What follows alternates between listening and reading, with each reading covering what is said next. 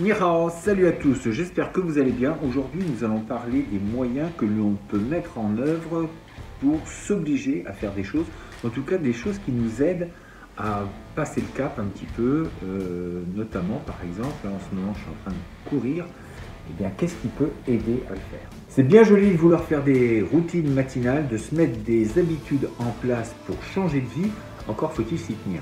Parce que je ne vous cache pas qu'il y a des choses qui sont compliquées, difficiles, qui sont douloureuses. Et dans notre confort, dans notre petite tête, on a ce confort qu'on veut garder et on se dit, en fait, j'ai pas trop envie de les faire. Parce que quand on veut les mettre en place, là, on trouve toujours des idées, enfin souvent. Et puis en fait, quand il faut les faire, eh bien la première fois c'est rigolo, on fait. La deuxième fois, on fait encore.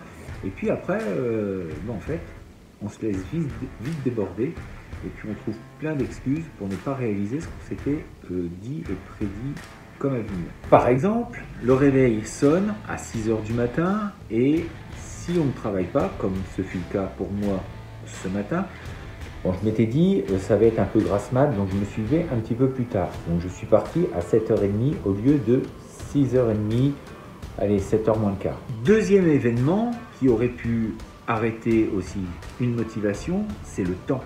Il faisait pas forcément très chaud et il pleuvait.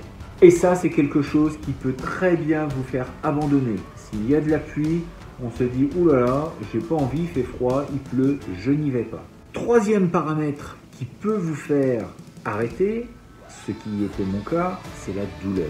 La douleur peut vraiment empêcher et handicaper ce que vous vous êtes donné à faire. Par exemple là pour courir, eh bien, quand on a mal, c'est très douloureux et c'est franchement rébarbatif. Alors il est vrai que face à ces événements, on n'a qu'une envie, c'est d'abandonner et de se dire « je le ferai demain ». Autant vous dire que si vous commencez comme ça, il y a de grandes chances pour que vous arrêtiez à la moindre déconvenue. Alors pour ma part, ce qui m'aide énormément, c'est déjà d'avoir un petit peu un mental peut-être un peu plus consistant que d'autres. Vis-à-vis de l'art martial, ça aide énormément puisque une fois que vous avez décidé quelque chose, eh bien vous ne pouvez pas reculer. Donc c'est vrai que là-dessus, j'ai peut-être un petit avantage par rapport à certains. Et encore, ça n'est pas sûr parce que je connais aussi des gens qui ne pratiquent pas d'art martial, mais qui sont très têtus et qui le feront de toute façon quoi qu'il arrive. Le désir de voir réaliser vos objectifs et votre rêve doit être beaucoup plus fort que tout ce qui va se passer à côté. C'est-à-dire que votre envie de réaliser ce que vous voulez pour vous et pour votre vie doit être beaucoup plus puissant que les éléments extérieurs qui pourraient éventuellement vous dire d'arrêter. La promesse de la réalisation de ce rêve doit être si forte que vous ne pouvez pas vous engager dans la déception de vos rêves. Et puis vous valez mieux que ça, vous en êtes capable. C'est pas un peu d'eau qui va vous arrêter, un peu de douleur, oui ça fait mal, mais dans tout projet, dans toute chose à réaliser, il n'y aura peut-être pas de douleur physique, mais il y aura des douleurs mentales, parfois on a des douleurs sentimentales, bref, on a des douleurs, la douleur fait partie de la vie, il faut l'accepter, l'intégrer dans notre parcours et de faire en sorte qu'elle ne vous fasse pas trébucher. Et puis très honnêtement, cette douleur, il suffit de la canaliser simplement en pensant à autre chose. C'est-à-dire qu'une fois que vous l'avez bien canalisée, vous savez où elle est, vous en avez pris conscience, et bien vous l'avez délimitée. Et ensuite, vous la mettez de côté et vous vous évadez. Donc, généralement, ce que je fais quand je vais courir, je mets des écouteurs et j'écoute de la musique. Eh bien, l'esprit va se focaliser sur autre chose. Donc là, sur l'écoute de la musique. Et donc, ne pas focaliser son esprit et son attention sur la douleur. Plus vous focalisez sur ce qui vous ennuie et plus cette douleur devient importante.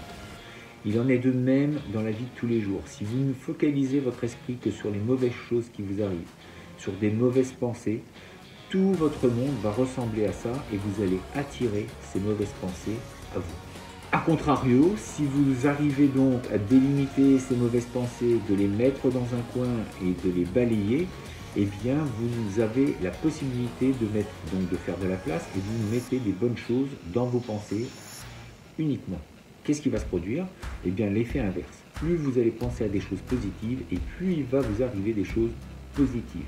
La loi de l'attraction, c'est aussi ça, c'est aussi simple que ça et vous allez attirer ce que vous voulez attirer à vous.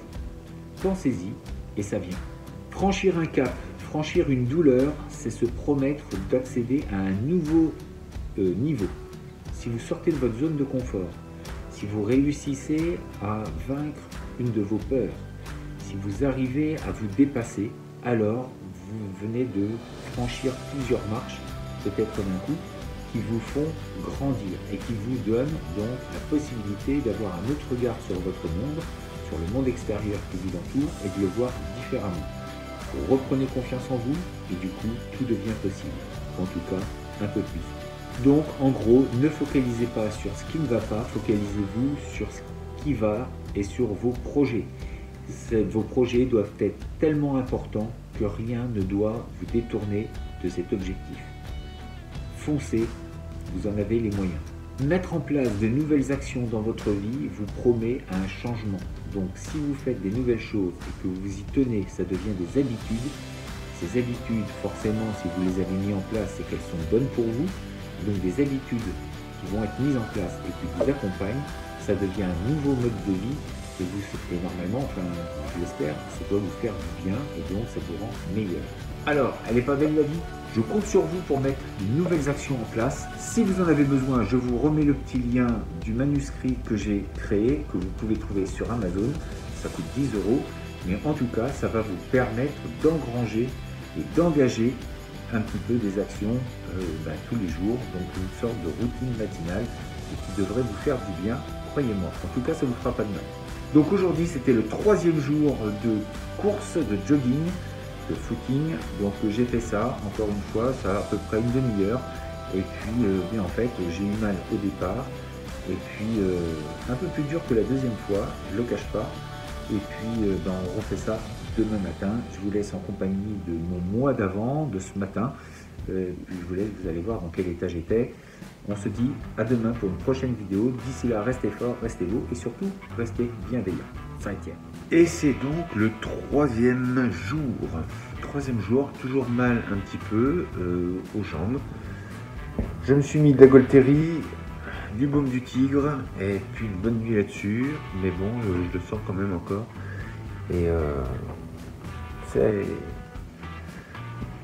c'est pas simple, faut se motiver. Bon, aujourd'hui il est un peu plus tard que d'habitude.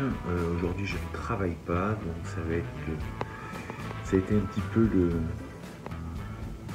le repos du guerrier. Il est 7h30 et là je pars pour le footing. À plus tard.